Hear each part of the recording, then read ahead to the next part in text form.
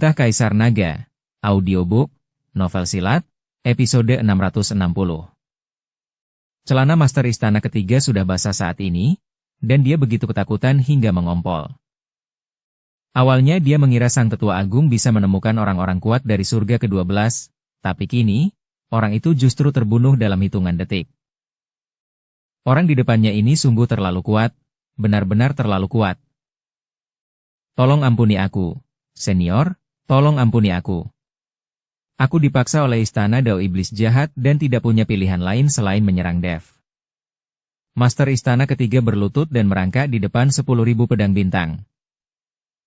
Meskipun Master Istana Ketiga tidak mengetahui identitas 10.000 pedang bintang, dia tahu bahwa 10.000 pedang bintang adalah anggota kelompok Dev. 10.000 pedang bintang menatap Master Istana Ketiga dengan jijik dan tersenyum pahit. Kau seharusnya tidak memanggilku senior, kau seharusnya memanggilku leluhur. Apa? Leluhur? Master Istana Ketiga tercengang, wajahnya penuh kebingungan. Master Istana Keempat Safira juga bingung dan tidak mengerti mengapa 10.000 pedang bintang mengatakan itu.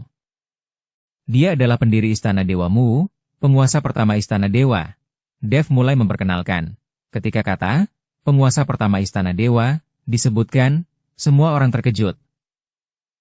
Terutama Master Istana Ketiga, saat ini dia tidak percaya bahwa leluhur Istana Dewa mereka, penguasa pertama Istana Dewa, sebenarnya adalah pria parubaya di depannya. Sang Tetua Agung dari Istana Dao Iblis Jahat juga membelalakan matanya, wajahnya penuh ketidakpercayaan.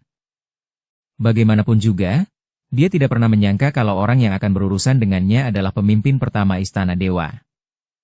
Dia tahu, Istana Dewa sudah ada puluhan ribu tahun. Itu artinya penguasa Istana Dewa yang pertama juga sudah ada sejak puluhan ribu tahun. Sang Tetua Agung tidak dapat menahan diri untuk menelan ludahnya. Tubuhnya bergetar secara naluriah, dan dia terus mundur. Menghadapi monster berusia puluhan ribu tahun, ia tak lagi punya semangat juang. Satu-satunya pikirannya adalah melarikan diri secepat mungkin. Wus! Dalam sekejap, Sang Tetua Agung berbalik dan berlari dengan kecepatan yang mencengangkan, bagaikan kilatan guntur. Dia melarikan diri. Melihat ini, Safira buru-buru berteriak keras. Dev juga terkejut dan secara naluri ingin mengejarnya. Namun 10.000 pedang bintang tidak bergerak sedikit pun, bahkan tidak melihat ke arah Tetua Agung itu. Ah, tak lama kemudian, terdengar jeritan dari kehampaan. Itu suara Tetua Agung. Tidak seorang pun tahu apa yang terjadi pada Tetua Agung itu. Mungkin hanya 10.000 pedang bintang sendiri yang mengetahuinya. Mendengar teriakan Sang Tetua Agung, Master Istana Ketiga ketakutan hingga terkencing-kencing bahkan cepirit. Leluhur, tolong ampuni nyawaku. Leluhur, tolong ampuni nyawaku. Master Istana Ketiga bersujud dengan putus asa, tetapi 10.000 pedang bintang sudah berhenti menatapnya. Wajah 10.000 pedang bintang tampak pucat, dan tubuhnya perlahan mulai menjadi transparan. Leluhur, teriak Safira kaget saat melihat ini. Ada apa denganmu? Dev melihat tubuh 10.000 pedang bintang semakin melemah, lalu bertanya dengan tergesa-gesa. Tuan Chen, ini harga yang kubayar karena meninggalkan lorong kehampaan itu dengan paksa. Aku tahu kau dalam bahaya, jadi bagaimana mungkin aku tidak menyelamatkanmu? 10.000 pedang bintang tersenyum tipis dan tubuhnya mulai melayang. Jika kau meninggalkan lorong kehampaan itu, apakah jiwamu akan hancur? Dev berusaha keras menangkap 10.000 pedang bintang, tetapi dia meleset. Tidak juga, aku masih meninggalkan sisa jiwaku di lorong kehampaan itu. Suatu hari nanti, ketika Patriark Klan Dewa membebaskanku, mungkin aku bisa membentuk kembali tubuhku. Suara 10.000 pedang bintang terdengar, tetapi tubuhnya telah menghilang sepenuhnya. Dev, ada apa? Di mana leluhur? Safira bertanya dengan bingung. Leluhurmu dipenjara di lorong kehampaan karena dia melakukan kesalahan dan menyinggung Patriark Klan Dewa. Jika aku tidak datang ke surga ke-8 kali ini, dan lorong kehampaan itu telah dirusak, aku tidak akan pernah bertemu dengannya. Sekarang setelah dia secara paksa meninggalkan lorong kehampaan itu, tubuhnya telah lenyap sepenuhnya. Mata Dev berkilat penuh kebencian dan kemarahan. Memang benar bahwa 10.000 pedang bintang adalah anggota Klan Dewa. Tetapi Dev juga penguasa Istana Naga Langit dan 10.000 pedang bintang adalah bawahan Dev. Berapapun biayanya, Dev harus menemukan patriark klan dewa dan memintanya untuk melepaskan 10.000 pedang bintang dan memulihkan tubuh fisiknya. Jangan khawatir, tetua pedang bintang. Aku sendiri yang akan membawa patriark klan dewa kepadamu dan memintanya untuk melepaskanmu. Dev menggertakkan giginya dan mengumpat secara diam-diam. Pada saat ini, Master Istana Ketiga sangat gembira saat melihat 10.000 pedang bintang yang menghilang. Ketika dia melihat Dev, Saphira dan yang lainnya tidak memperhatikannya, dia tiba-tiba melompat dan hendak melarikan diri. Oh, kau masih ingin melarikan diri? Dev sangat marah, dan saat dia melihat Master Istana Ketiga masih mencoba melarikan diri, dia mengayunkan pedang pembunuh naga dengan sekuat tenaga. Langit dan bumi seketika dipenuhi dengan sinar pedang yang tak terhitung jumlahnya, dan seluruh kehampaan terbagi menjadi beberapa bagian oleh sinar pedang. Master Istana Ketiga yang baru saja melarikan diri telah berubah menjadi busa darah sebelum dia sempat bereaksi. Cahaya pedang yang tak terhitung jumlahnya telah menghancurkan Master Istana Ketiga menjadi abu.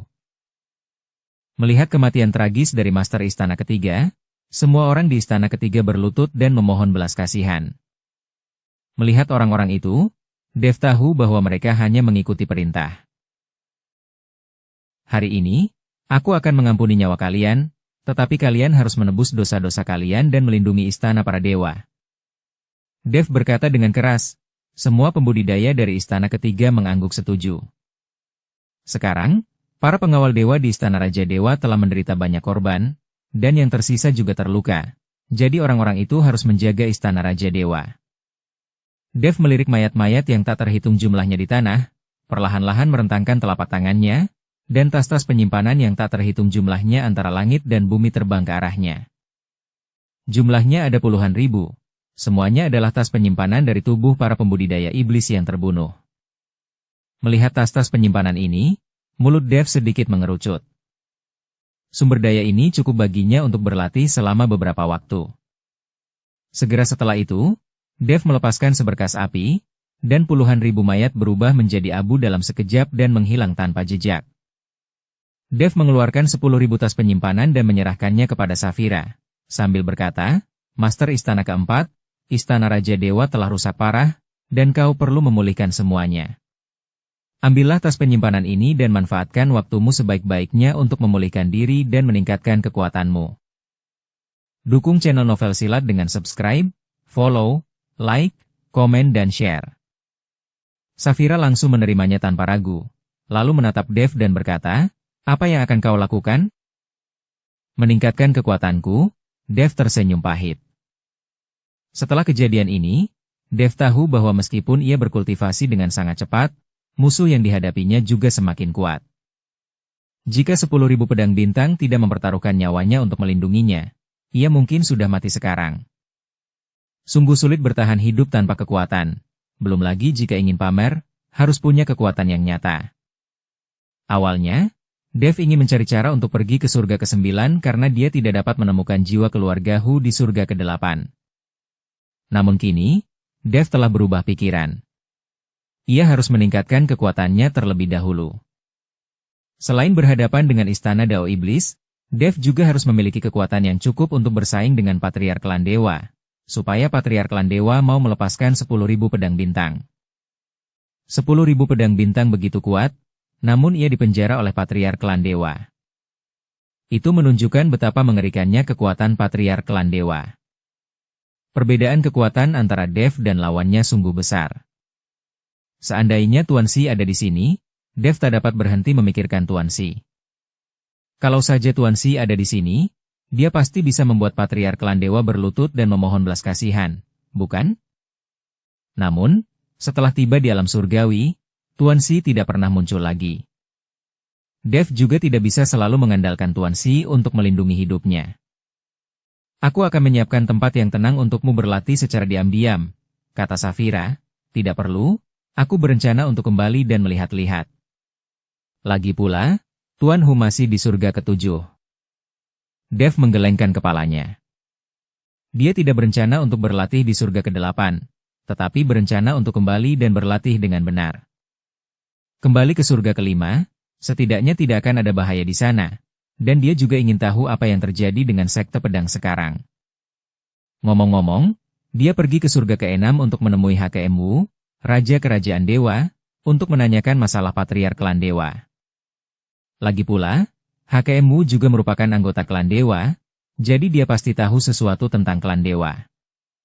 Baiklah, karena kau berencana untuk kembali, aku tidak akan memaksamu untuk tinggal. Aku juga perlu menyegel istana Raja Dewa dan memulihkan diri. Safira mengangguk dan berkata. Dev melambaikan tangannya pelan, lalu sebuah lorong kehampaan terbuka. Meskipun tidak mudah bagi Dev untuk membuka lorong kehampaan ketika dia ingin pergi ke surga ke-9 sekarang, jauh lebih mudah baginya untuk pergi ke alam di bawahnya. Dev memasuki lorong kehampaan, dan segera lorong kehampaan itu ditutup.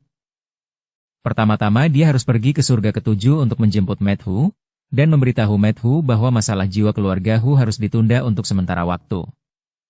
Mereka harus meningkatkan kekuatan mereka secepat mungkin.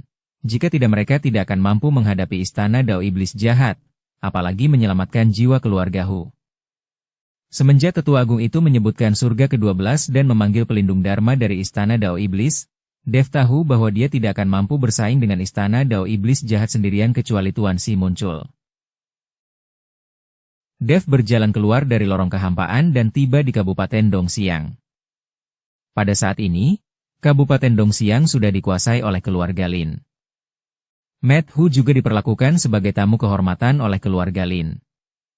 Kepala keluarga Lin memberikan berganti-ganti wanita untuk menemani Medhu bermain setiap hari, membuat Medhu enggan pergi. Yennefer sedang dalam suasana hati yang buruk selama periode ini. Dev pergi ke surga ke-8, dan dia tidak tahu bagaimana keadaan Dev sekarang, juga tidak tahu apakah ia bisa bertemu dengannya lagi. Saat Dev muncul di keluarga Lin, Yennefer langsung bersemangat. Dia mengganggu Dev dan bercinta dengannya selama 3 hari penuh.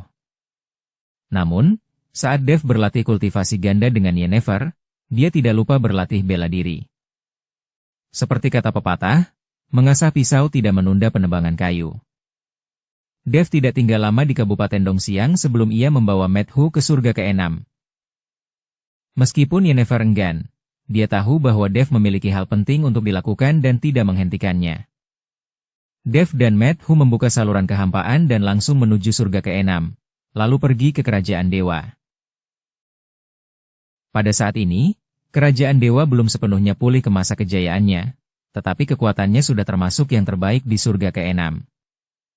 Dev dan Medhu tiba di ibu kota kerajaan dewa, dalam keadaan kelelahan. Meskipun kota yang pernah gemilang ini belum sepenuhnya pulih ke masa jayanya, keramaian di jalan-jalan dan deretan bangunan masih menunjukkan statusnya sebagai tempat penting di surga ke-6. Begitu kedua pria itu sampai di gerbang kota, mereka dihentikan oleh seorang jenderal penjaga. Sang jenderal bertubuh kekar dengan wajah penuh daging. Mata kecilnya berputar-putar, memperlihatkan keserakahan dan kelicikan. Dia mengamati Dev dan Medhu dari atas ke bawah, dan melihat mereka mengenakan pakaian biasa, dia mengira mereka adalah buah kesemek lembut yang bisa dimanfaatkannya sesuka hati.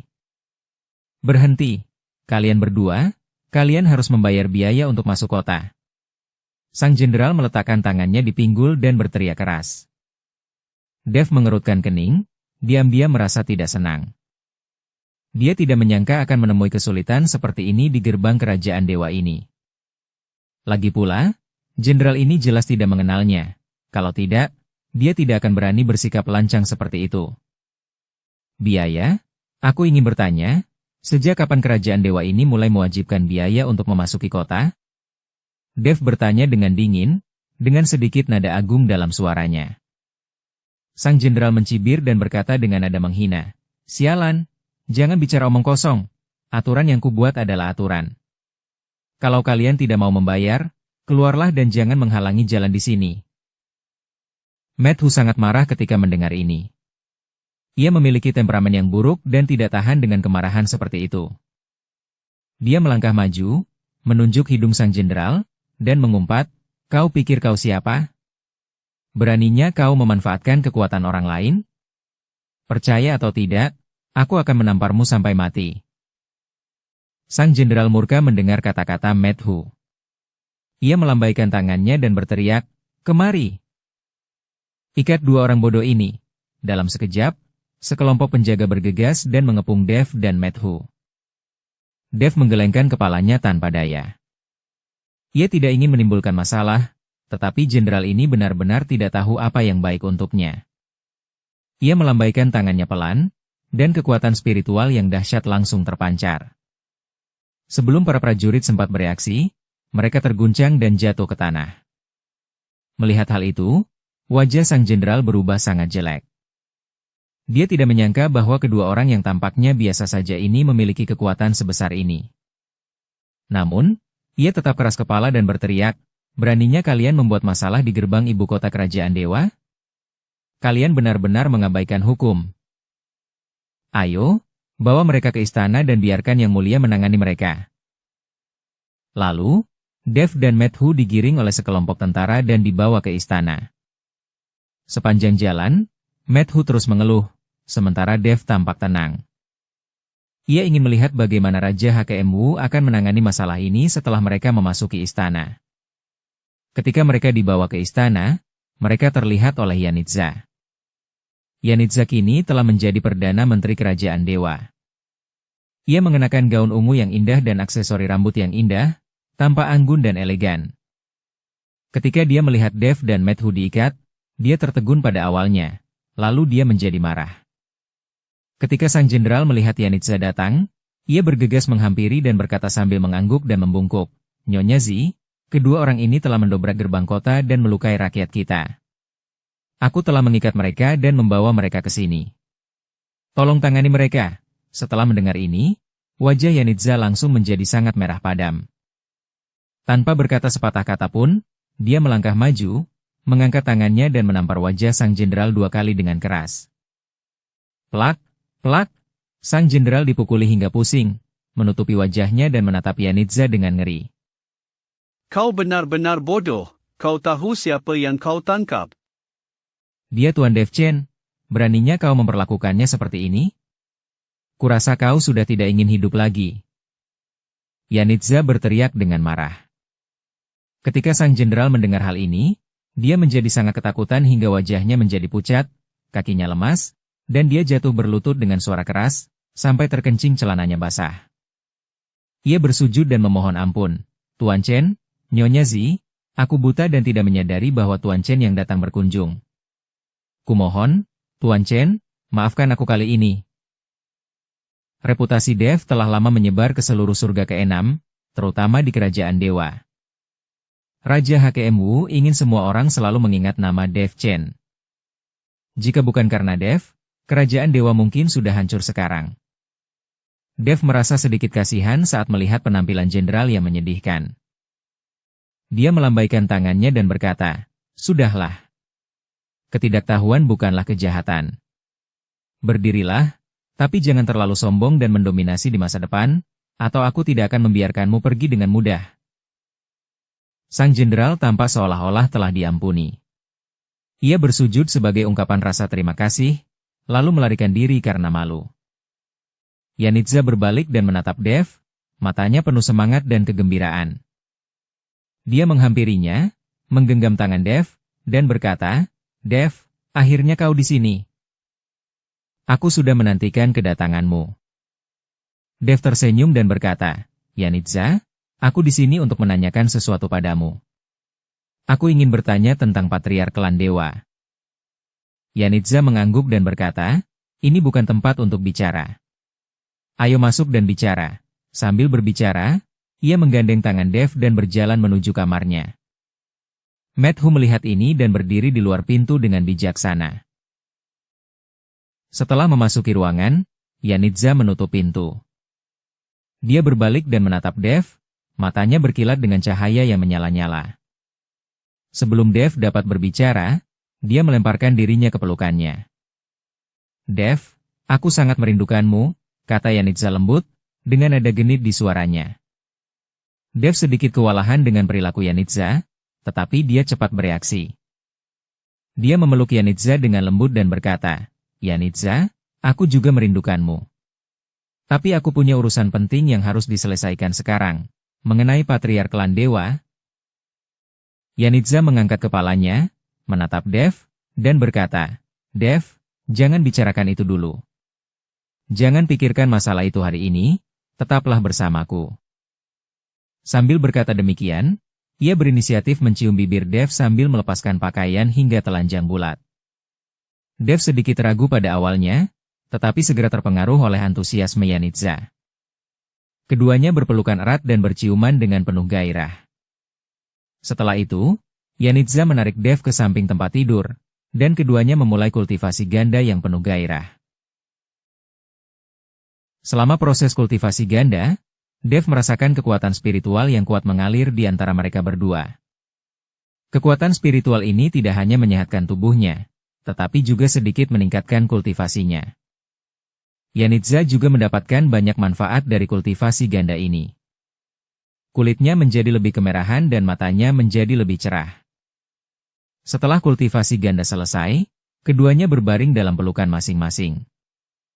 Yanitza bersandar di lengan Dev dan berbisik, "Dev, apakah kau mengalami kesulitan saat bertanya tentang patriark klan dewa?"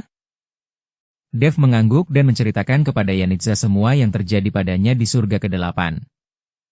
Termasuk fakta bahwa 10.000 pedang bintang kehilangan jiwanya saat menyelamatkannya, dan bahwa ia ingin menyelesaikan masalah dengan patriark para dewa. Bersambung ke episode 661. Dukung kami dengan subscribe, follow, like, komen dan share. Terima kasih.